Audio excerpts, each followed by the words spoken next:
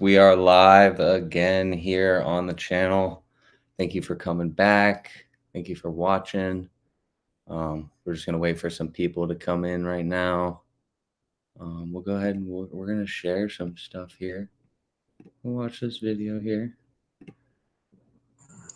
A little sight fishing action here. Kind of a little taste of what we're looking at here. Let's see if I can show you guys a little better, kind of pinpoint what's going on here. So there's a red swimming right here. Yes, here he is. You can put it right in front of him.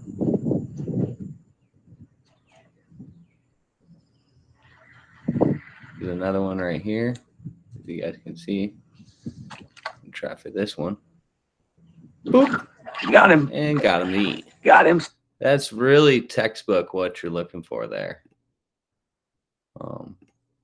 Fish comes into sight.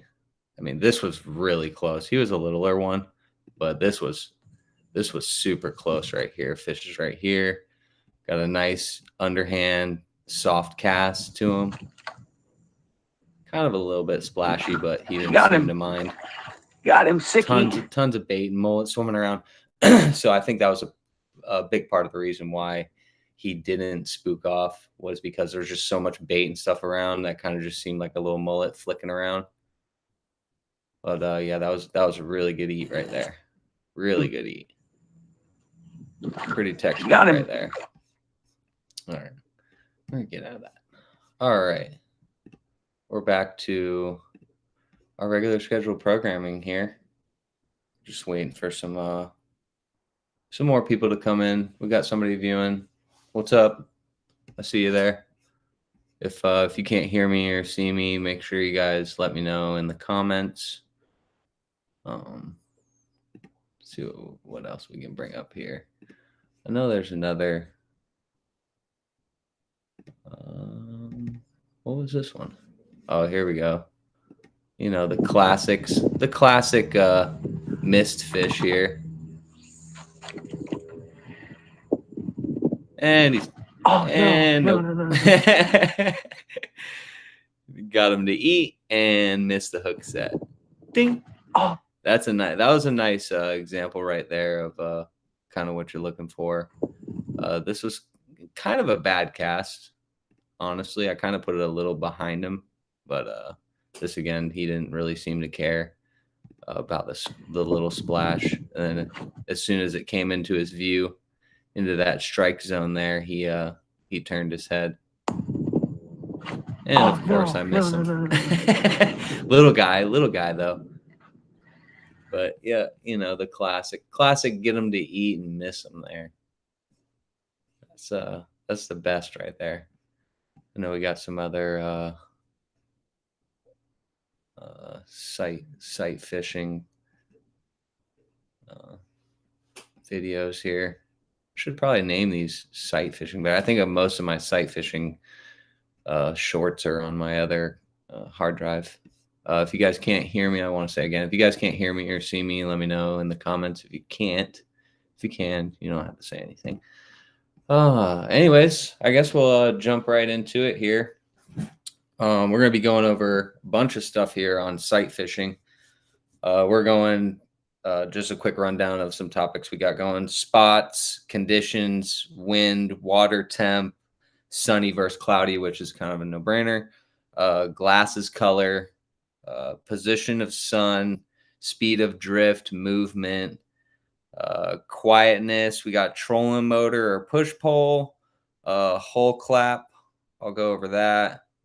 And then in the presentation genre or subject, we got a type of lure, gear, when to twitch and when to wiggle, angle of approaching bait, and where to cast. It's just kind of what we're going to be going over tonight. We'll go into spots first. Your ideal spot is going to be, you know, shallow water, clear water, shallow, with bait and fish. I mean, where else are you going to go? But yeah, you're definitely looking for clear water, definitely looking for shallow water. I mean, you can sight fish in a little bit deeper of water, but the water's got to be really clear. And your chances of rolling right up onto that fish are a lot greater with the deeper water situation. So you definitely want a little shallower of water, of course. Conditions, ideal conditions are light wind, bright sunny skies, um, shallow water, like I said. In the winter time, uh, with the wind in the winter time, you're going to be looking for leeward sides of islands. If you guys don't know what that is the side that is not wind bearing. I don't know what to say for the other side except for it's the leeward side. But the dead glassy water spots behind the mangroves where the wind is coming over top of the trees, those banks are going to be ideal. Water temp when we come into the winter months and it's really, really cold, you're going to be looking for those wind sheltered banks with shallow water and warmer water. I really like to fish a lighter bottom for sight fishing, which kind of doesn't make sense because in the wintertime, those fish tend to move to the darker color bottom because it warms up faster. If you can find a spot that has dark colored bottom really close to light colored bottom, that's a pretty ideal spot to find some shallow water redfish and snook to sight fish. Sunny versus cloudy, pretty self-explanatory. You want a sunny day. You don't want it to be all cloudy and stuff like that. You're not going to be able to really see much. Your glasses, you want to use glasses to cut the glare down. And if you can't use your glasses because it's cloudy out and there's no sun, then you're kind of screwed on the glare. Then you really just got to hope you see some pushing water, making that V shape wake in the water. But yeah, sunny, definitely. You definitely want a sunny day to go sight fishing. Glasses color. There's a few different glasses colors you can go for. So your overall like general glasses color is going to be like a gray, no mirror lens, a gray tint, no mirror lens, and that's like your general polarized lens. That'll be good for like everything: deep water, offshore, inshore, freshwater, doesn't matter. It's like your general, pretty much good all around. Then you have your gray lens with the blue mirror, which is going to be better for offshore, blue water, deep water, stuff like that. And then you got what I use is a green mirror lens with a amber color tint to it. And this is going to be your ideal color for inshore sight fishing. Most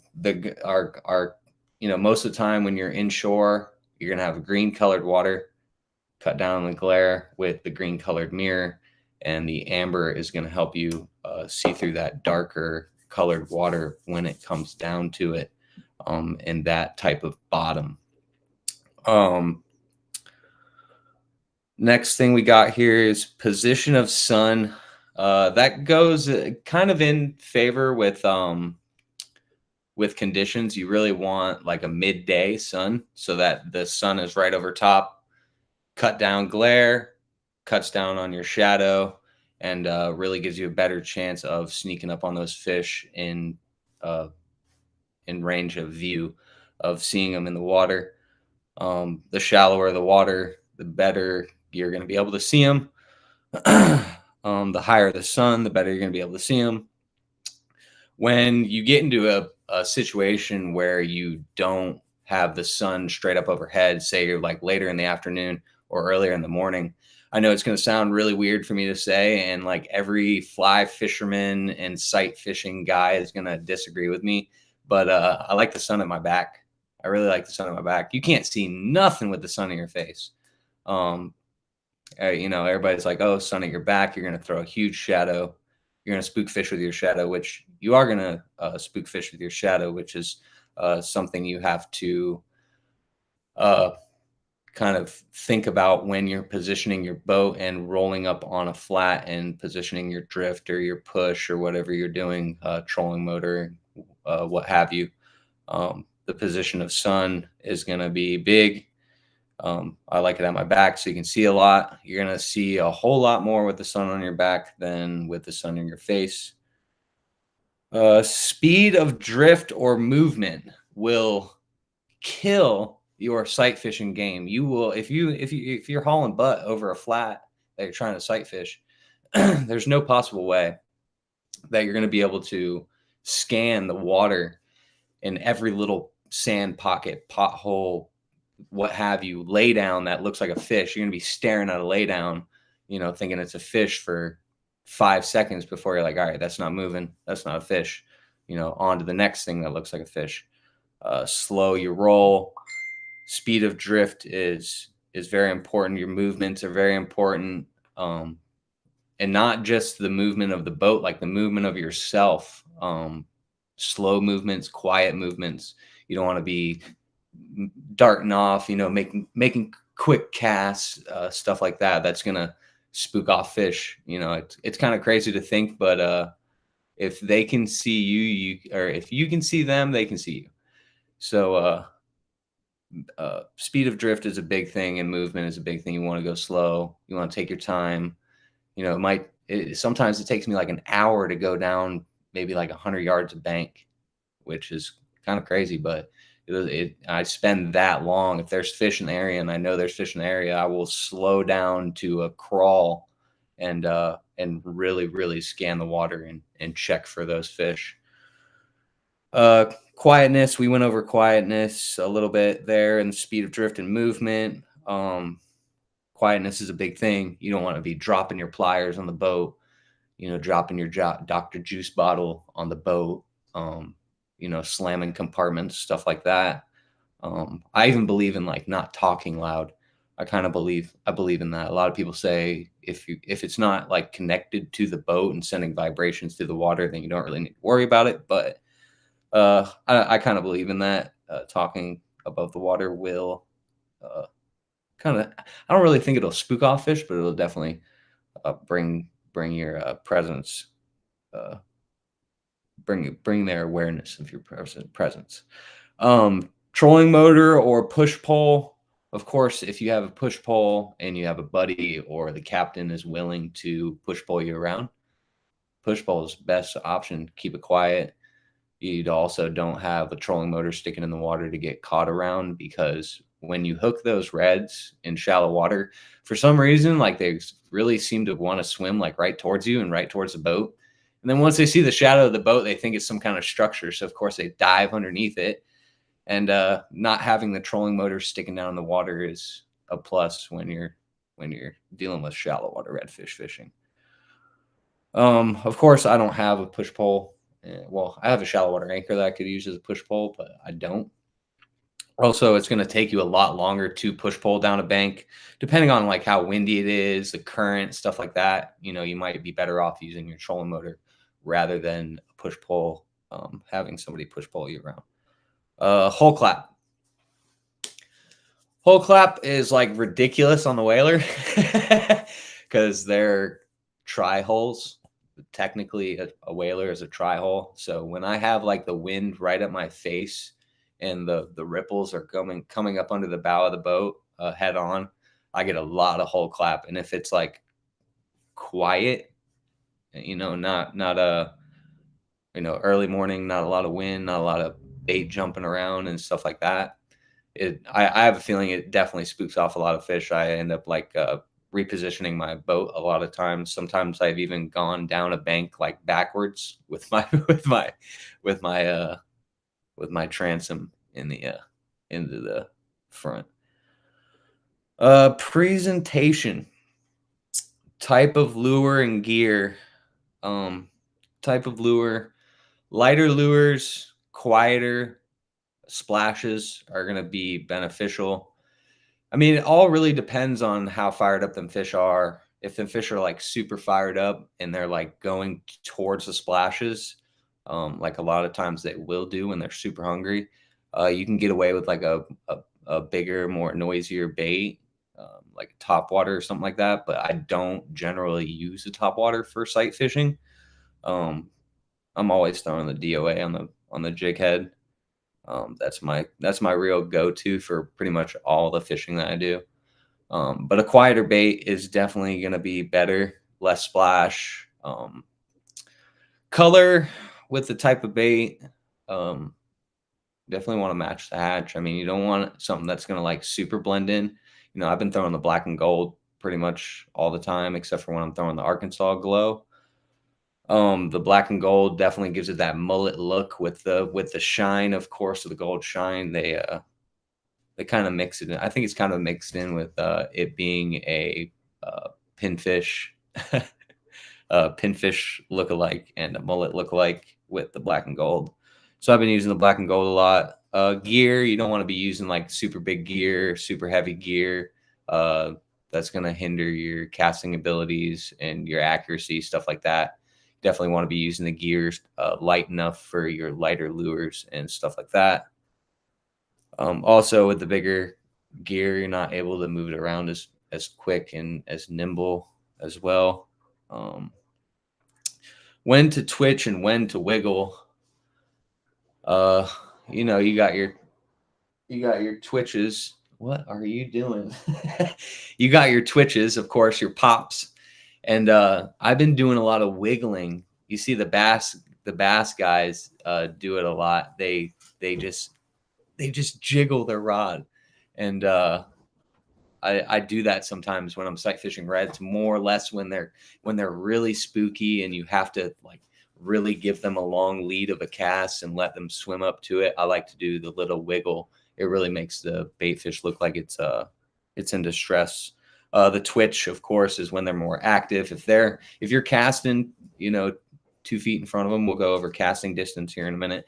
If you're casting 2 feet in front of them and they're darting towards it, you can give it the twitch rather than the wiggle because they're fired up, they're ready to chase something down, they're ready to eat.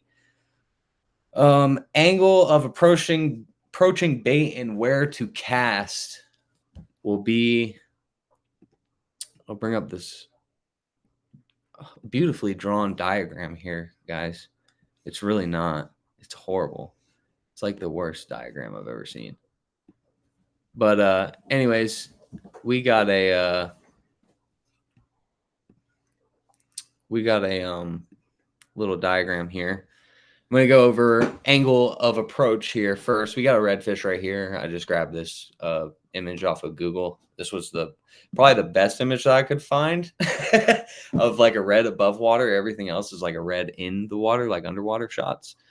Angle of approaching bait. You don't want your bait like crossing over its back, crazy stuff like that. If you're sitting horizontal to this fish right here, you don't want to put it right next to him. You don't want to put it behind him. You don't want to put it next to him. I got some black boxes here. This is like you're definitely not gonna get him, definitely gonna spook him type stuff here, because cast here, he's gonna feel that on his side, and you'll be really lucky as well not to spook him with your line laying on the water over top of him. They can feel that as well. The black box on the bottom here as well, you're going to more or less spook him, especially if you're back here on this like left top corner, because you're definitely like near his tail, stuff like that. He's not going to like that at all. Your red, your beautifully drawn red circle here is the no-go. Do not cast there. You'll be really lucky. I've had a couple that spook and still eat, and you will get that, but you're not going to get it a lot of the times. A lot of the times you cast inside this red, and this is going to be, I'm sorry, I probably should put numbers here. This is going to be like a foot out in front of him. Let's say this is like a foot from his nose here, foot from his nose here. So a foot radius around his face here is going to be your no-go spot there. You're more or less going to spook him. Your green here is your safety cone. This is going to be your sweet spot. Anywhere a foot plus in front of them, not too far above, not too far below, giving them a nice leeway. Also depends on how fast they're swimming, if they're cruising, if you spooked them, that all is whether or not you give him a big lead or a short lead. If he's just kind of chilling in one spot, not cruising, I'm like casting up towards the top right of this green spot. That way I can twitch a couple times and he's swimming into it. Twitch a couple times this way while he's swimming into it. He's going to think it's a bait fish, kind of just in distress. He might pick it up on his way out, especially if like he's spooking as well. If he's doing like a slight spook. Your yellow cone up here in between the green and the yellow is going to be your caution zone. You might get, like, especially if you cast here, your line is going to fold over the red zone here. And your line hitting the water, especially when it's a leeward side of an island and the water is nice and flat calm and there's nothing going on, your line hitting the water is probably going to spook them. This is going to be your caution zone. You might get them to eat, might not. The higher up into the right you go, into the caution zone, the better. Like I said, that sweeter spot, like I said, if he's moving, is going to be like right in this area here. But yeah, that yellow is definitely going to be your caution area. Might get them, might not. Your orange is, I want to say, like double caution. We'll say it's double caution. Out in front of them, in between, guessing him in the mangroves, the mangroves would be over here, in between you and the boat, or him in the boat. I'm sorry. But yeah, that little area right there, that's going to be your like double caution. You might not spook him, but he might not even get interested in it. He's just, it's going to be a little out of his way. And of course, when you move it, when you give it action to try to draw him in, you're just going to be dragging the bait further away from the fish, and that he's not going to be able to find it or see it. But this whole area, I'd say here in between the yellow and the orange, you can definitely get some fish on that, depending on whether or not they're moving, spooking, cruising, or just sitting in one spot. The slower they're moving, the closer you can cast to them.